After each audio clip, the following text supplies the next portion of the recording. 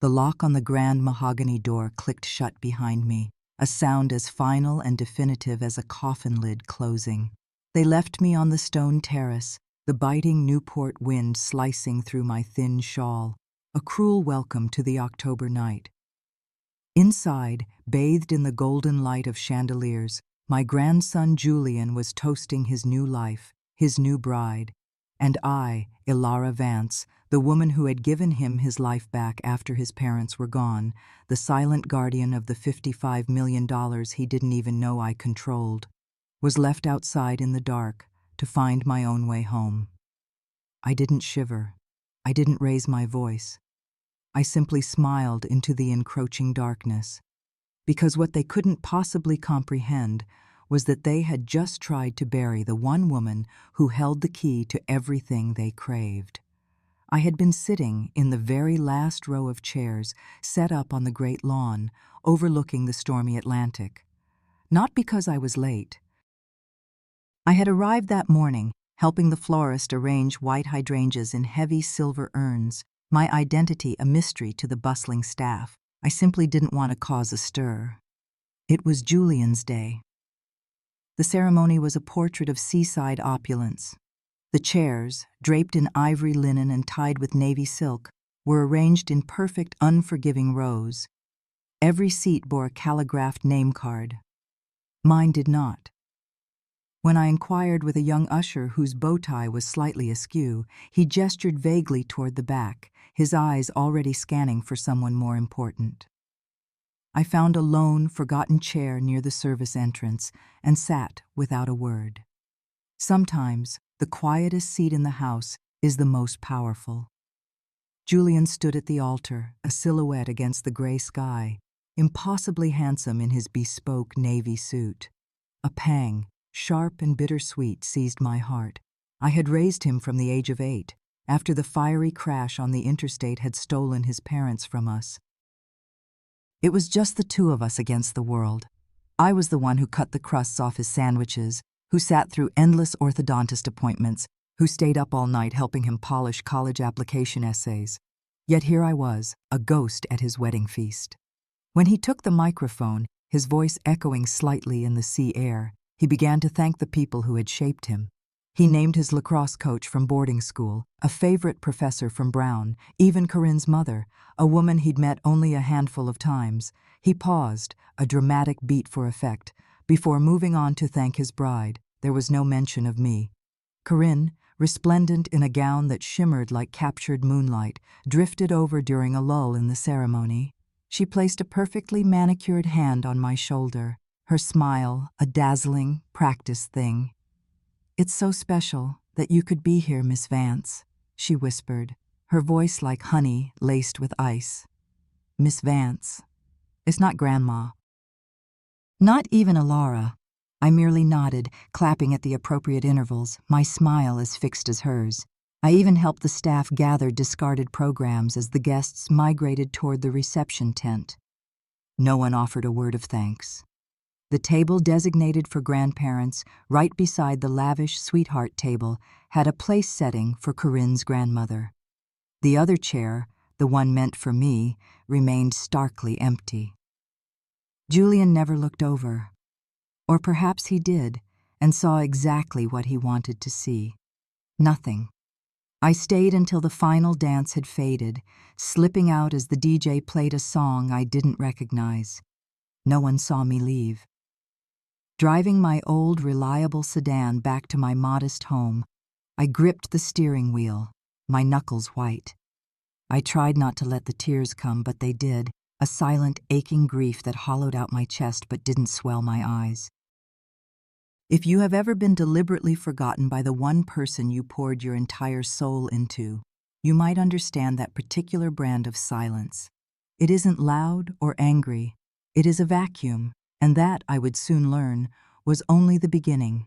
Something far more sinister was waiting for me, hidden within the supple leather of a folder on a cold marble countertop.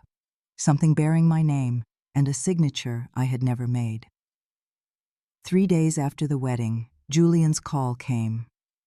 His tone was smooth, almost placid, asking if I could stop by their new condominium in the historic district.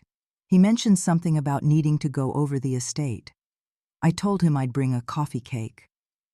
Their home was a monument to minimalist wealth, all glass, chrome, and shades of gray, a cold, impersonal space that felt more like a gallery than a home. Corinne opened the door, her smile as brittle as the autumn air. She was dressed in a cream-colored cashmere set that looked both expensive and uncomfortable. Everything about her, from her lacquered nails to the way she held her porcelain mug, felt meticulously staged for an audience that wasn't there. Julian was in the kitchen, leaning against a vast marble island. He didn't move to hug me, simply nodding toward the island where a sleek black folder sat, a stark slash against the white stone. I placed the coffee cake beside it, a lonely, homespun offering in a world of polished surfaces. No one reached for a slice. "We've been reviewing the finances," Julian began, his eyes fixed on the folder. "We thought it was time to streamline things for the future, make it all more efficient." He finally looked up, his gaze cool and distant. "The trust required a minor update, just a few signatures to smooth out the process." I kept my hands folded in my lap, my posture serene. "What kind of update, Julian?" He explained that I would, of course, still be involved, but more as a figurehead. His term, not mine. He suggested it would be easier if he and Corinne held the decision-making authority. "After all," he added with a hollow chuckle, "you shouldn't have to deal with the stress of all that money at your age." He opened the folder and slid the documents across the island. The top page was titled Trust Reassignment Addendum. That was the first alarm bell. I had spent years managing the estates for the residents at the transitional care home my husband and I had run. I knew the language of these documents. This one was too clean, too corporate, the phrasing a little too rehearsed. I began to turn the pages, my movements slow and deliberate. 3 pages in, my blood ran cold. My name was there, at the bottom of the page, in my own distinct cursive, my signature. But I had never signed this document. My stomach plunged. It was a perfect replica, the precise loop of the E, the familiar way the V connected to the A. It was the signature I used for birthday cards, for letters to old friends, for every important paper of my life. But it was not mine. I looked up at Julian. He was watching me, his expression a carefully constructed mask of neutrality. Corinne was engrossed in her phone, scrolling with one thumb, feigning an air of utter disinterest. I closed the folder gently. "I'll need some time to have my attorney review this," I said, my voice even. Julian shrugged. "Take all the time you need," Corinne murmured, not looking up. On the drive home, that forged signature burned behind my eyes. By the time I pulled into my own driveway, the confusion had evaporated, replaced by a quiet, crystalline anger. It was not a hot, shaking rage, but a cold, measured fury that settles deep in your bones. The kind that lets you sleep soundly, but wakes you at 4 a.m. with absolute, chilling clarity. Someone had forged my name. And if they had the audacity to do that, this wasn't just a simple deception. This was a meticulously crafted plan. That night, sleep was a stranger. I sat at my old oak dining table, the folder laid before me like an indictment, sipping chamomile tea that had long gone cold. The silence in my house, usually a comfort, felt heavy, suffocating with the weight of broken trust. This was more than betrayal. It was theft, cloaked in a designer suit and a disarming smile. Around 3 a.m., I finally rose and went to the back of the hall closet, to a space I hadn't disturbed in over a decade. Inside, on the top shelf, was the old metal filing box my son, Arthur, had given me just after the funeral. His lawyer had delivered it, explaining it contained documents, instructions for me in case something happened. At the time, my grief was a fog too thick to navigate such practicalities. I had put the box away, unopened, and focused all my energy on the small, heartbroken boy who needed me. I carried the box to the kitchen table, its weight a tangible link to the past. The lock clicked open with a soft sigh, as if it had been waiting. The contents were neatly organized in faded manila folders. One, near the back, was labeled with Julian's full name. I lifted it out. Tucked between his birth certificate and old report cards was a heavy navy blue envelope. It bore no address, no stamp.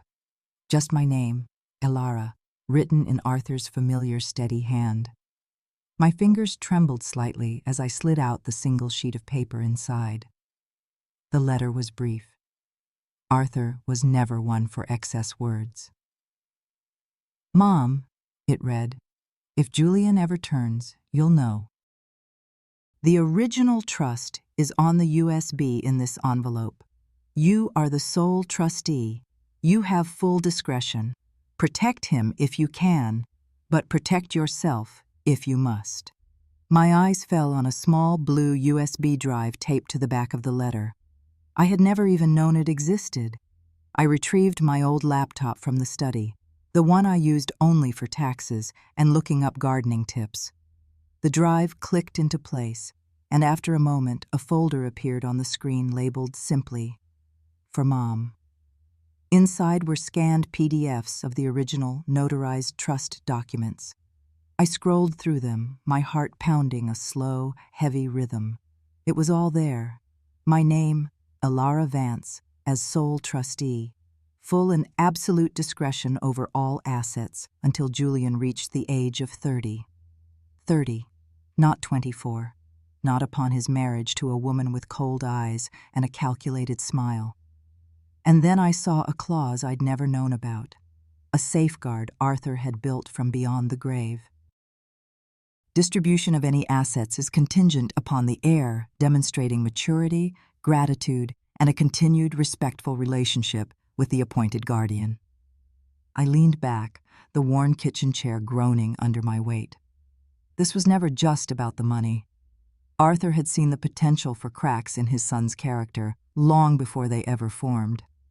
He hadn't just entrusted me with raising Julian, he had entrusted me with guarding their family's legacy, and he had built a fortress around it to protect us both. I sat there as the first rays of dawn painted the sky, a soft gray light filtering through the window. Outside, my quiet street looked the same. The rose bushes, the neighbor's picket fence, the familiar fog rolling in from the bay. But inside me, a fundamental shift had occurred. I now held the truth. Not the glossy, fabricated version Julian had tried to sell me, but the one Arthur had left behind, a truth sealed with foresight and a father's protective love. And I knew, with a certainty that settled every nerve in my body, exactly what I had to do. The next morning, I made a call to a number I hadn't dialed in years. Beatrice Shaw. She had been our estate lawyer back when Arthur was alive, a brilliant, no-nonsense woman who had retired to a quiet town inland to cultivate rare orchids. But I knew that beneath the serene exterior, her mind was as sharp as a shard of glass. She answered on the second ring, her voice unchanged. I told her I needed another set of eyes on a document. She didn't press for details, simply said, "Bring everything you have. Come this afternoon." I printed both versions of the trust, the forgery from Julian and the original from the USB. I made a copy of Arthur's letter, slid everything into a slim portfolio, and tucked it under my arm with the same professional resolve I once used for patient charts. Beatrice's home was a small, charming cottage, her study lined with antique maps and smelling faintly of old paper and lemon polish. She put on her reading glasses and examined the documents line by line, her silence absolute. When she finished, she set the papers down, tapped the forged trust with a single elegant finger, and said, "Well, this is a flagrant piece of work." She pointed out the inconsistencies. The digital notary seal was expired. The witness signature page was improperly formatted, subtle errors only a seasoned professional would catch. Then she looked at me over the rim of her glasses, her expression firm. "Ilara, that is not your signature." I nodded. She leaned back, removing her glasses. She laid out my options with stark clarity. I could take them to probate court, report the forgery, and trigger a criminal investigation. It would be public, protracted, and ugly. Or I could use the knowledge as leverage. File a notice of suspected fraud with the trust registrar, which would immediately freeze all assets, force a legal review, and buy me time to gather more irrefutable proof. I considered this for a long moment. Then I asked if she would be willing to act as my counsel once more. A slow smile spread across her face. "My dear," she said, "I've been waiting for something to get my blood pumping again." By the time I returned home, a plan was forming. I went to the small safe in my bedroom closet. Inside, nestled among old bank statements and my will, was a tiny voice recorder. Arthur used to use it during contentious family meetings at the home, claiming people chose their words more carefully when they knew they were being recorded.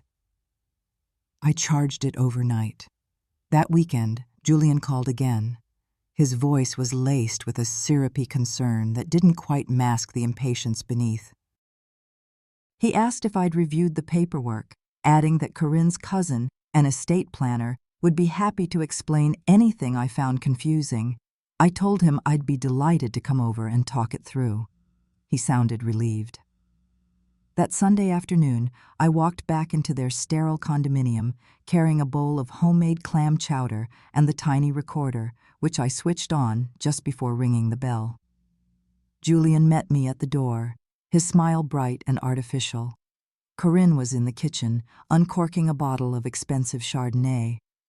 We sat at the marble island again, as they laid out the same fraudulent documents. This time Corinne did most of the talking, peppering her speech with corporate buzzwords. Streamlining, efficiency, long-term vision. She kept glancing at Julian as if prompting him from a script. I let them finish. Then with a calm smile I began to ask questions. About the notary, about the witnesses, about the expired digital seal. Julian's composure faltered, a blink too slow, a pause that stretched a second too long. Corinne jumped in, her words rushing out in a torrent, claiming it had all been handled by a trusted paralegal who was, conveniently, now traveling out of state. I let her finish, then simply said I'd need all of that information in writing. The recorder in my pocket captured every stammer, every lie, every desperate deflection. I was no longer the forgotten grandmother. I was the archivist of their deceit. And that was the beginning of a reckoning they never saw coming. On Monday morning, my resolve was as solid as the granite coastline of Newport. I drove into town and made 2 quiet, deliberate stops. The first was at the post office, where I sent certified copies of the audio file and both versions of the trust to a secure P.O. box Beatrice had established through her old firm. The second stop was at a small print shop where I had every document copied, date-stamped, and bound. From there, I proceeded to the registrar's office. The woman behind the reinforced glass gave me a polite, disinterested smile as I slid the folder toward her. "I need to file a notice of suspected fraud relating to a living trust," I stated, my voice calm and clear. Her smile froze for a fraction of a second. She took my identification, asked a few standard questions, and then carried my file into a back office. 20 minutes later, a supervisor emerged. He was a man who spoke in measured tones, explaining that my notice would trigger an immediate internal review. The estate would be frozen. No changes, no disbursements, no activity whatsoever, until the dispute was resolved. "That will be perfectly fine," I replied. Walking out into the crisp autumn air, I felt a profound shift. It was as if a great weight had been lifted, replaced by a quiet sense of purpose. That afternoon, I sat in my sunroom and began to list everything I knew. Every phone call from Julian since the wedding. The way Corinne would interject whenever financial details were discussed. The sudden, desperate push to finalize paperwork. The name of the phantom paralegal. I also sent a discreet email to a contact of Beatrice's at the State Bar Association, a specialist in forensic document verification. I attached a high-resolution scan of the signature page, stating my belief that it was a forgery. While I waited, I began combing through Arthur's old financial records. He had been meticulous. He left notes in the margins of statements, little arrows pointing to discrepancies or items of importance. In a folder labeled Future Considerations, I found a draft of a letter addressed to Julian. It was undated and unsigned, but its message was a gut punch. Arthur had fully intended for Julian to inherit the estate, but only after he had proven he understood its purpose. The money, Arthur wrote, was not for ostentatious displays or for buying the affection of others. It was a tool to be handled with humility and respect for the work that had built it. I folded the letter and placed it beside the voice recorder on my desk, another piece of a puzzle they didn't know I was solving. Late that evening, Beatrice called. Her voice was steady, devoid of emotion. "The preliminary analysis is in," she said. "The signature has been flagged as highly suspect. Early indicators point to digital manipulation and tracing." I thanked her and hung up, the silence of the house amplifying the gravity of her words. This was no longer just about a broken trust between a grandmother and her grandson. It was about a fundamental betrayal of values, of a legacy built on integrity. It was about the line between guidance and greed, and it was time Julian understood, officially, that he had crossed it. The house was still. Outside, the wind rustled the rosemary bush by the window. I poured a glass of water, my hand perfectly steady, and I waited. 2 days later, Julian appeared at my door unannounced. He knocked twice, then let himself in with the key he still had, a relic from a time when he saw this house as a home. He found me in the kitchen, sitting at the table. My copy of the trust was closed beside me, as was the small recorder, though this time it was off. I didn't need a recording today. Today was not about collecting proof. It was about observing the squirm. He gave me that tired, charming smile he always used when trying to diffuse tension. He said he was just stopping by, that Corinne was worried about me. I offered him tea. He declined. He remained standing, a subtle power play. "I understand the paperwork might have been overwhelming," he began, his voice soft. "I hope you realize this isn't about cutting you out. It's about making things easier, more efficient." He used that word again, efficient, like a shield. "Corinne has friends who can manage the portfolio far better than any big firm. We're just looking out for the future." I let the silence hang in the air before I asked, my voice neutral, "Is that what your father would have wanted?" His face flickered. He looked out the window, then reached into his jacket and pulled out a thick envelope. "This is a revised copy," he said, sliding it across the table. "Something more in line with what we all originally intended, a show of good faith." I didn't touch it. He watched me, then sighed, a sound of pure exasperation. "I don't want to fight about this, Grandma. Family is more important than paperwork." He said all the right words, but his eyes told a different story. After he left, I opened the envelope. It was a more polished forgery. This time, my signature appeared on multiple pages, the lines cleaner, as if they had hired a professional. It was a better-dressed lie, but a lie nonetheless. I called Beatrice. "Do not react," she advised. "Not yet. Let them dig their own hole deeper. Every fraudulent document they produce only strengthens our case." That night, I made a new list. Not of what I knew, but of what they didn't know. They didn't know the estate was already frozen. They didn't know I had recorded them admitting to their lies. They didn't know Beatrice had already looped in a financial oversight officer. And most critically, they didn't know I had already exercised a power Arthur had granted me in the original trust, the power to amend certain clauses at my discretion. The next morning, I filed that amendment. It placed a temporary 5-year lock on all distributions from the trust, a lock that could only be overridden by me, the trustee. Julian and Corinne were playing a game, thinking they could rewrite the rules. They had forgotten one crucial detail. I had written the rule book. This wasn't revenge. It was the quiet, methodical restoration of balance. A week passed in a tense, echoing silence. I knew they were busy, the kind of busy that involves hushed phone calls and frantic revisions of a failing plan. I, on the other hand, spent my days in quiet routine. I pruned the dormant roses, returned a book to the library, and bought groceries at the local market. On the outside, I was the same unassuming woman I had always been, but inside, I was a general, marshalling my forces. Then, on Friday, the invitation arrived. No return address. Inside, an embossed card announced a reception at a Gilded Age mansion on Bellevue Avenue. It was for Corinne's extended family, a second, more lavish celebration. And beneath the RSVP line, a handwritten note. "We hope you'll say a few words." It wasn't an olive branch. It was a trap. They were testing me, believing my desire for inclusion would override my principles. They thought I would play the part of the doting, slightly confused grandmother, smoothing over the cracks for the sake of appearances. I pinned the invitation to my refrigerator. Then I sat down and began to write. Not a speech, but a list of what they had been and what they had become.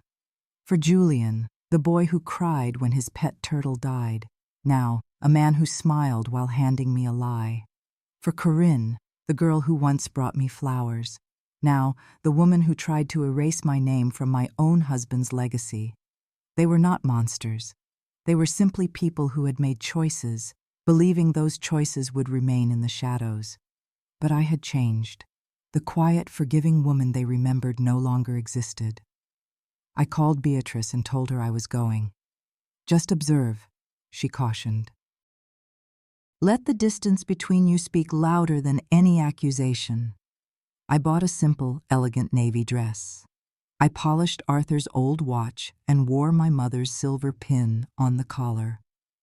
When I arrived, my name was not on the seating chart, but Corinne rushed over, all effusive warmth, kissing my cheek with a cloud of sharp, synthetic perfume. She led me past tables laden with crystal and silver, seating me next to a distant cousin who had never heard of me. I smiled, made polite conversation, and watched. There was no request for a speech that day, no toast from Grandma Ilara, just the subtle, constant pressure of their polite smiles and the careful weight of their observation. 3 days later, a certified letter from a prestigious Sacramento law firm arrived. It was a formal challenge to my status as trustee and a proposed amendment to the estate distribution. This was their next move, orchestrated by an attorney known for high-stakes estate battles. They were done with subtlety. That night, I pulled out a fresh notebook and documented the timeline again, focusing on the subtle shifts in behavior, the breadcrumbs leading to this moment, the performance at the reception, the exclusion from the seating chart.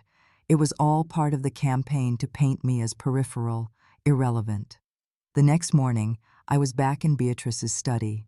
She had news. The investigator had traced the metadata from the second forged document. It had been created on a computer with an IP address linked to Corinne's marketing firm. It was the final piece. We had them. Beatrice drafted a letter, not to Julian and Corinne, but to their new high-powered attorney. It politely declined their request, attached documented proof of the forgeries and the audio recording, and included a notice that any future correspondence would be handled by legal counsel, with a criminal review now under serious consideration. I signed it without hesitation. On a crisp Wednesday morning, I hosted a breakfast. Just the three of us. No lawyers, just clarity. They arrived looking tense and exhausted. We sat at the dining table. I let the silence stretch until Julian finally asked if I was reconsidering. I told them, my voice level, that I had reviewed everything. I laid out the facts. The original trust was intact, the estate was frozen, their forgeries were documented, and the evidence was verified. Julian went pale. Corinne's jaw tightened. "You're misunderstanding," she snapped. "There is no misunderstanding," I replied. Then I told them something they never expected. "I am not pressing charges. Not yet." The relief that washed over Julian's face was quickly tempered by my next words. "The trust will remain under my sole control for the remainder of my life. The 5-year freeze on distributions is in effect. Any future considerations will be evaluated based on merit and character, not entitlement." I looked directly at Julian. Love isn't transactional, and respect is not an inheritance. Then, I delivered the final blow. I informed them that I had begun the process of restructuring a significant portion of the estate. It was being converted into a charitable foundation. "Who will run it?" Julian asked, his voice barely a whisper. "I will," I said. And then a board. A team chosen not by bloodline, but by integrity. They left without another word. In the weeks that followed, I moved forward. With Beatrice's help, I drafted the charter for the Theodora Foundation, named for the grandmother who had raised me. Its mission was to fund caregiver scholarships, support elder care programs, and provide legal aid to women facing inheritance abuse. It was a legacy Arthur would have understood. News of the foundation spread. A local paper ran a small feature on a retired caregiver converting her late husband's legacy into a force for good. 2 days after the article was published, a package arrived. Inside was a typed letter from Julian and a check. The letter was a stilted, awkward admission of mistakes made, of lines crossed, of being influenced by pride and fear. It wasn't an apology, but it was an acknowledgement. The check was for $100,000 made out to the Theodora Foundation. I placed it in the foundation's file without ceremony. That night, I walked down to the harbor and sat on the bench where Arthur and I used to sit. He once told me that money was a tool, a hammer in the right hands, a weapon in the wrong ones. For a while, I had wielded it like a shield. Now, it was time to use it as a hammer, to build something new. The work was just beginning.